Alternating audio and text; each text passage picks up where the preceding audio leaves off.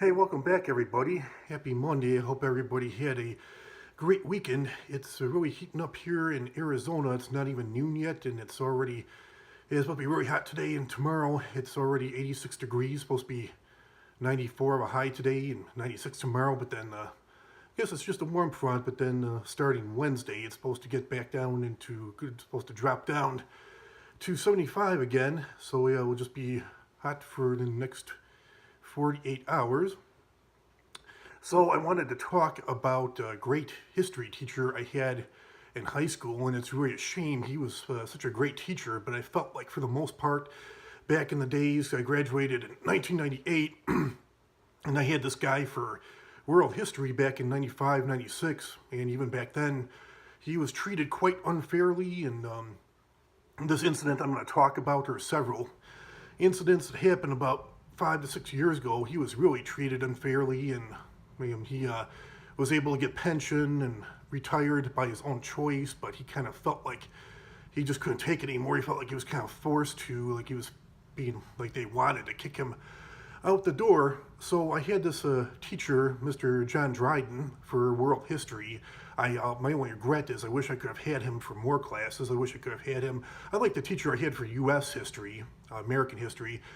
He was awesome too, Mr. Roberts, but I wish I could have had Mr. Dryden too. And also for like government, U.S., I hated a teacher that I had for U.S. government my senior year.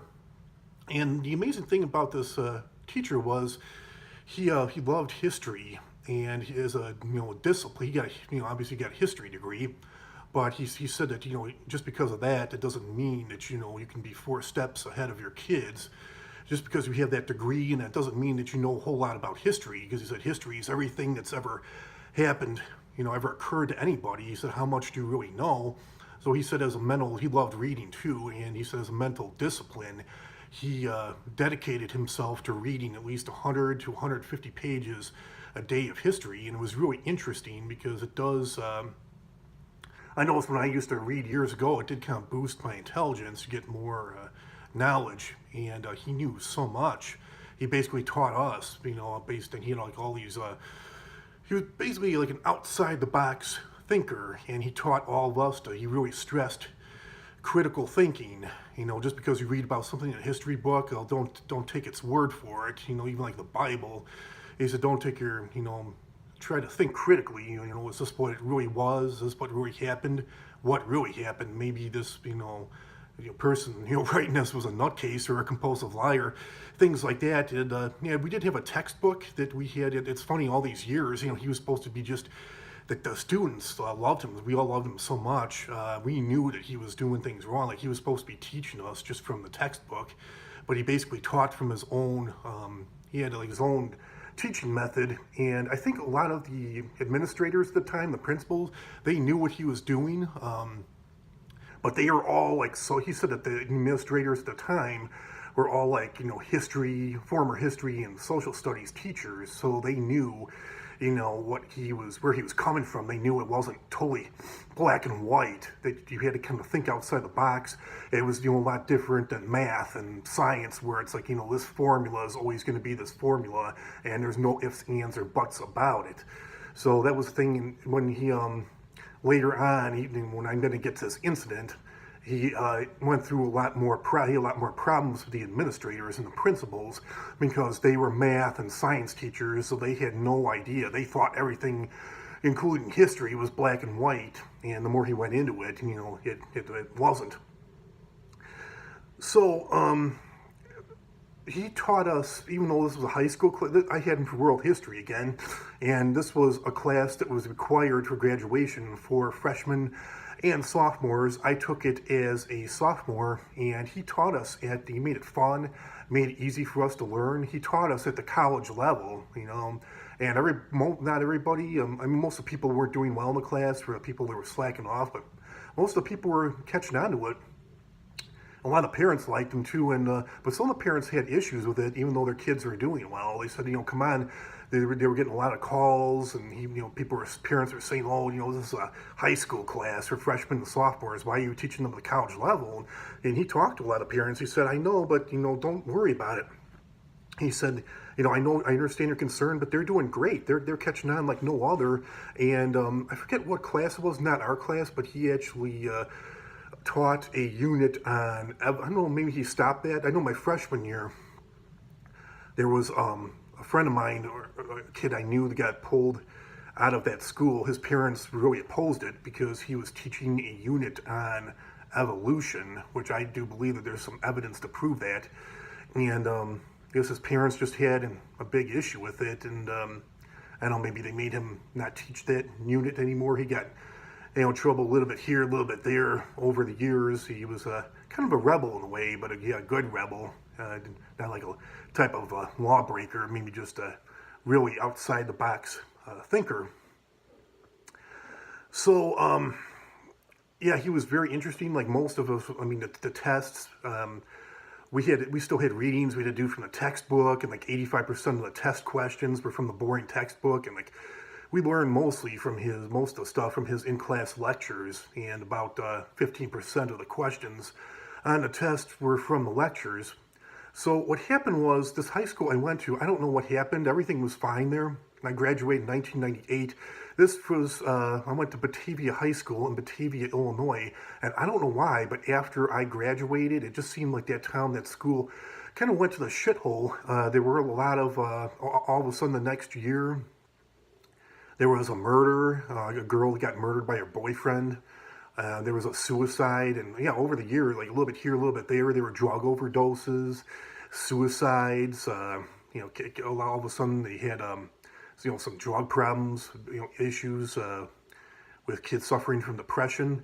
So this happened in this incident I'm going to talk about, where he got in trouble for advising students they had a Fifth Amendment right not to answer questions on a survey about crimes that they may have committed. This was back in like April or May of 2013, so about six years ago. So at the time, there was a particular administrator. He said that the administrators at the time were evaluated based on what new initiative they brought in at the beginning of each school year. They had to create something new each year.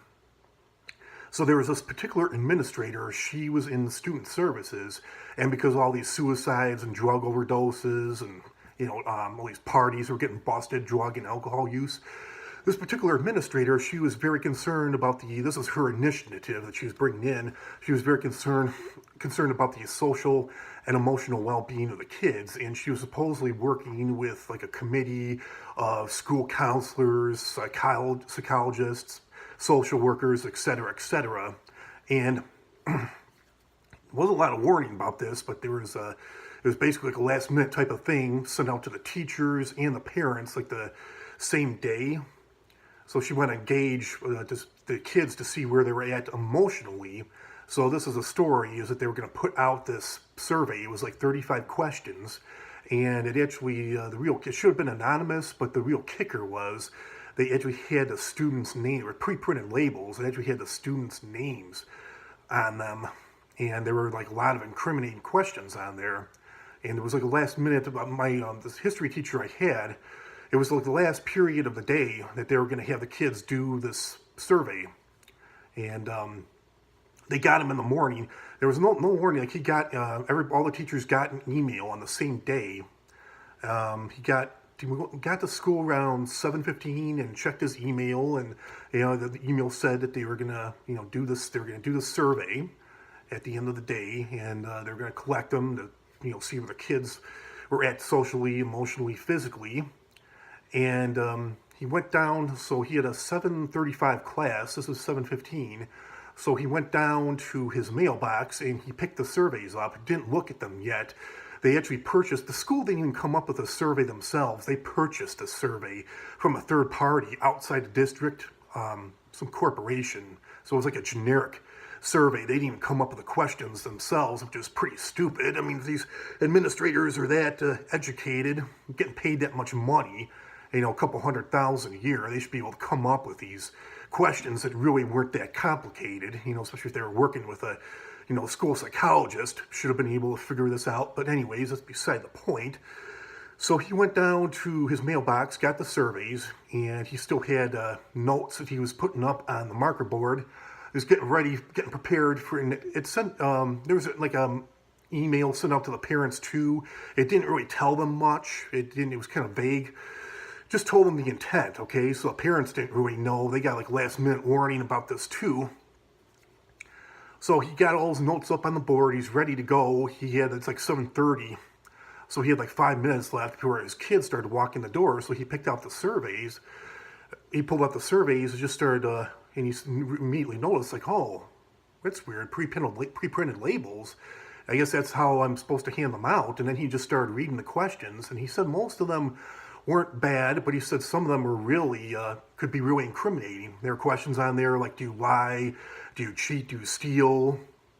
Do you use illegal drugs? Do you smoke or chew tobacco? Do you, drink alcohol?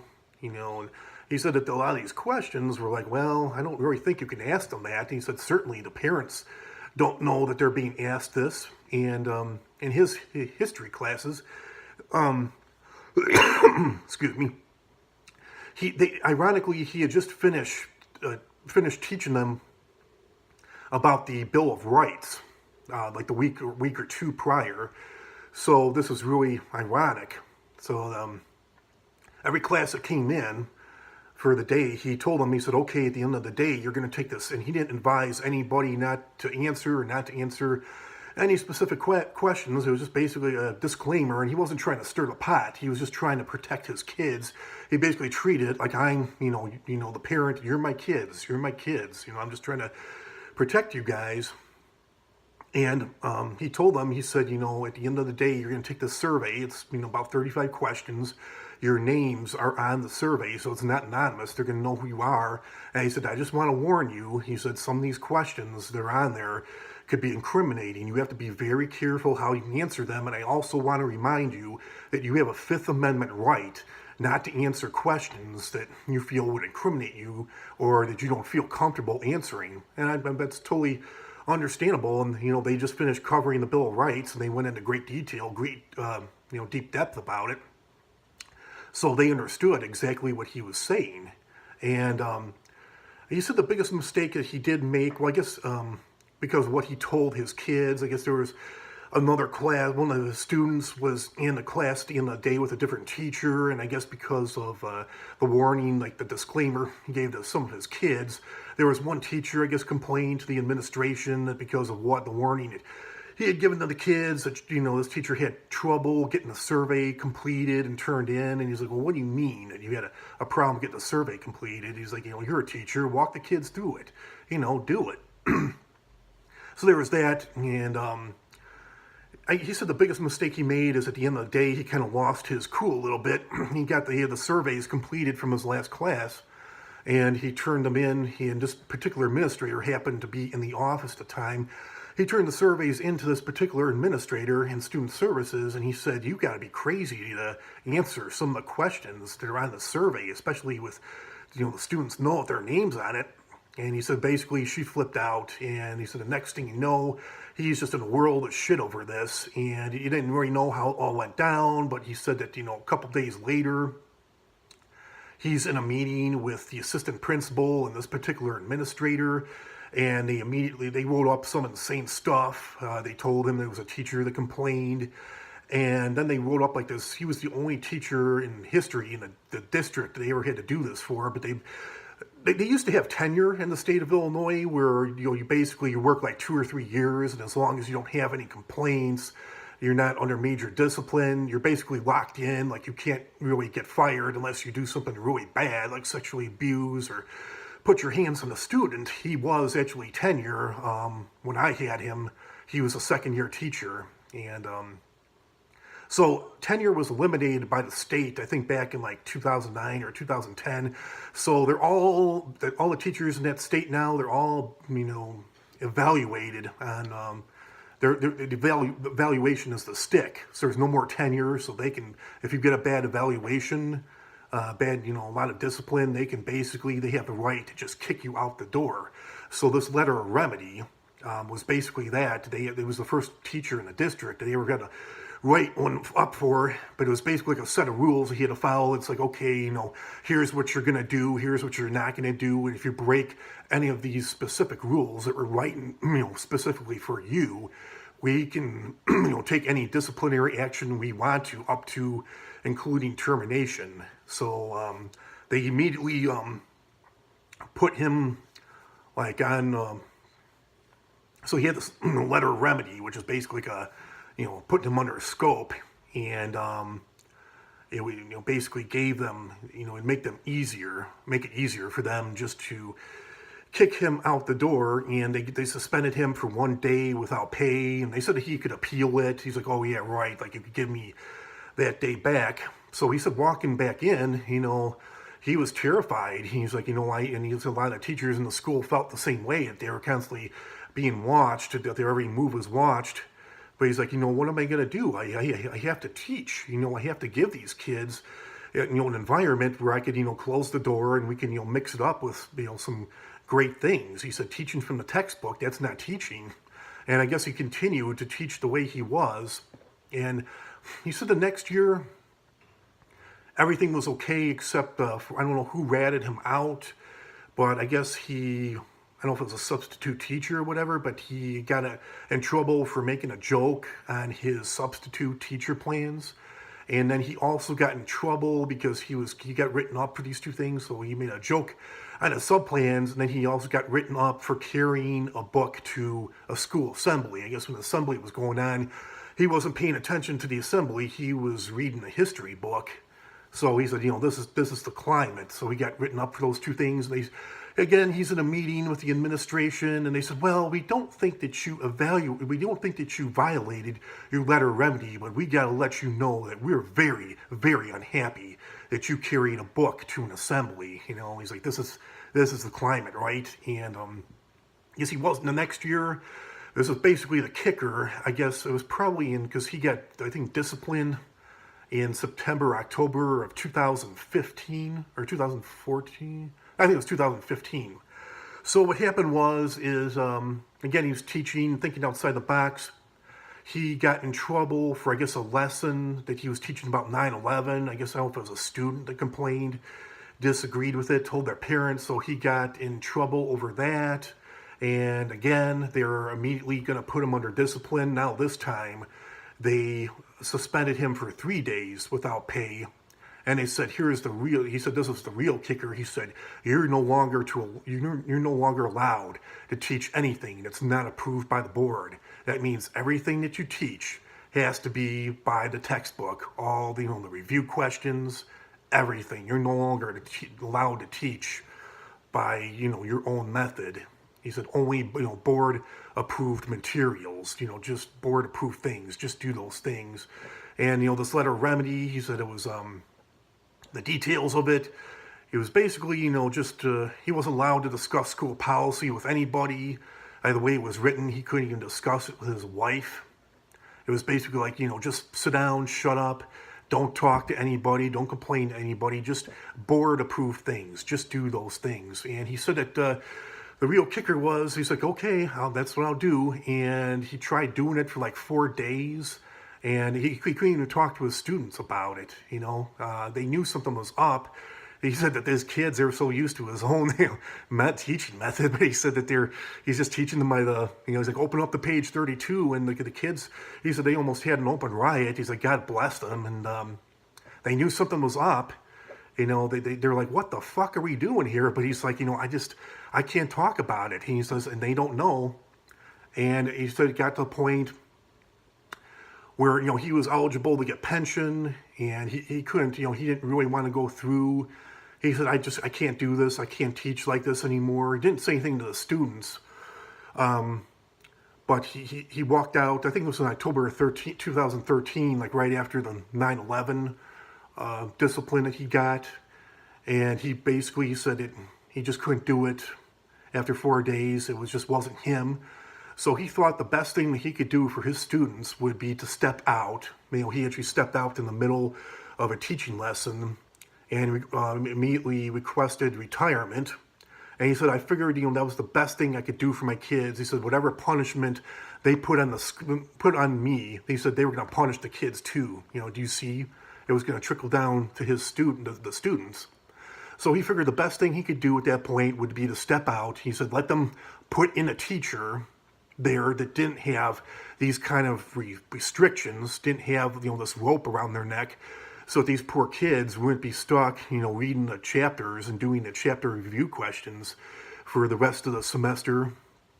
So he immediately requested retirement, and they approved it, but they wanted to keep him. They put him on administrative leave for like the next month, because it's like, yeah, we're going to pay you to keep you quiet, which worked. But he said, we want you around, because he still had a lot of loose ends to tie up and not a lot of time to do it. They said, we want you to be around, to get this new teacher worked in, get the grades figured out, finish up the parent-teacher conferences, let them, tell the new teacher what you know about the kids.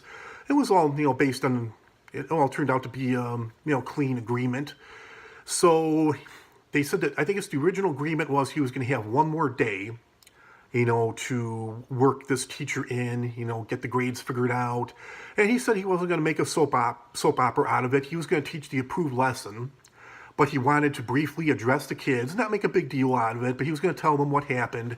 And he was going to say, look, he said, whatever you do, please don't be a jerk to the next teacher that walks through the door. This isn't about you. Be kind to the next person. The next guy walking in here, it's not about them. Just be brave, be strong. The world is your oyster. And so there was agreement he was going to have one more day. He was scheduled. And what a pisser. So he was getting ready to go to school to do his one last day. I guess that morning he had a parent-teacher conference.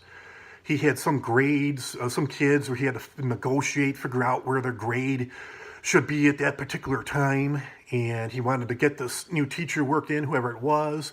But he got a call at like 6:30 in the morning, that same morning, that said, don't come in, don't step on the school property, don't talk to your students, don't talk to your other teachers, don't step on the school grounds. They immediately cut his email off. And he really didn't get the closure that he wanted. And he had to keep quiet for a while. But then eventually, I think when it was all over and done with, now he's on the school board. He got elected to be the school board member not too long after that.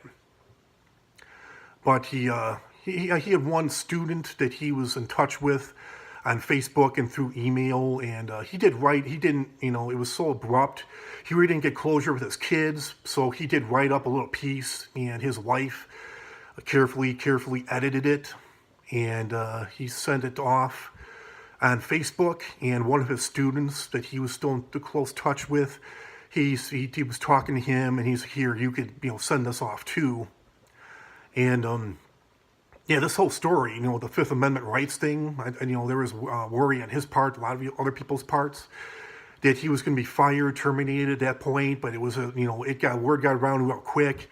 He said that he probably would have gotten more trouble for it, but he said social media got it, and he said, bam, he said it just went boom. They got the school administration, they got the school board, they got a lot of egg on their face. And he said, I think that mattered a lot. He said, next thing you know, the Fox News was like parked in his front yard. There were 100 reporters out there. He was actually on Russian television, this whole, Fifth Amendment rights thing.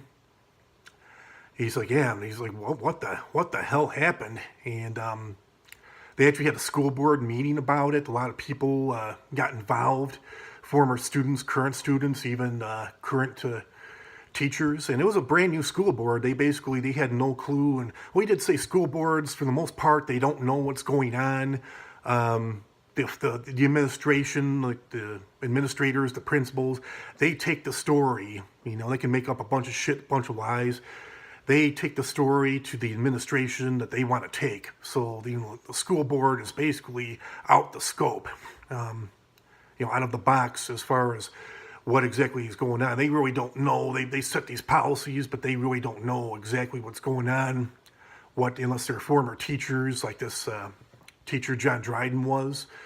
So he said with the media getting so involved, they probably would have kept them around, but for years and years and years. He said, I think I was like a person, a teacher in the building that we need to do something about. And when social media, the media got so involved in this, warning that he gave to his students about their Fifth Amendment rights, he thought at that point that he became a teacher in the building that they had to do something about. We got to get rid of this guy. This guy's got to go. And he thought that letter remedy would make it a lot easier. And as far as the surveys went, he said they actually have always had a police officer for security in that high school. I think it called the liaison officer.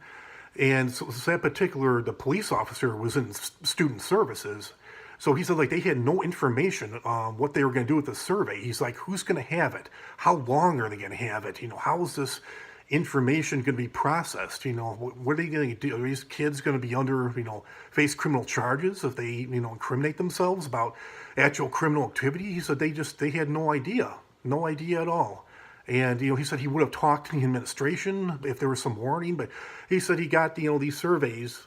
He looked at the survey 5 minutes before his classes were coming in. So there was just no time at all. So, that was really an incredible story. And it's really a shame that, he was a great teacher. He did, get his 21 years in. So he definitely changed numerous lives. In fact, it definitely changed my life. I was never really interested in history. I always hated it, but he made it interesting for the kids. He made it funny and made it easy, made it fun. When you have fun, and your teachers are cracking jokes or doing doing imitations of certain people, even swearing like he did. It gets you. It makes it fun for the kids. It actually makes you listen instead of just teaching from the textbook. So, that's my story on that. You could probably find it online if you wanted to know more about the story. You could just Google John Dryden, a teacher at Batavia High School. If you say something about, Fifth Amendment, warn students about Fifth Amendment rights. It was about 6 years ago in April 2013. And then there was the story about what happened to him a year and a half later. So, I think I covered everything I wanted to about that story. And, he's still very respected in the community. He lives in the same community he taught, Batavia, Illinois, and he got elected to the school board a number of years ago, and he is still on it. So that's my story on that, and I will talk to you all real soon. Thank you all for watching. I love you all. Comment, like, share, subscribe. Have a good rest of your day, and I'll see you all real soon with another interesting video. Have a great day, everybody. Bye.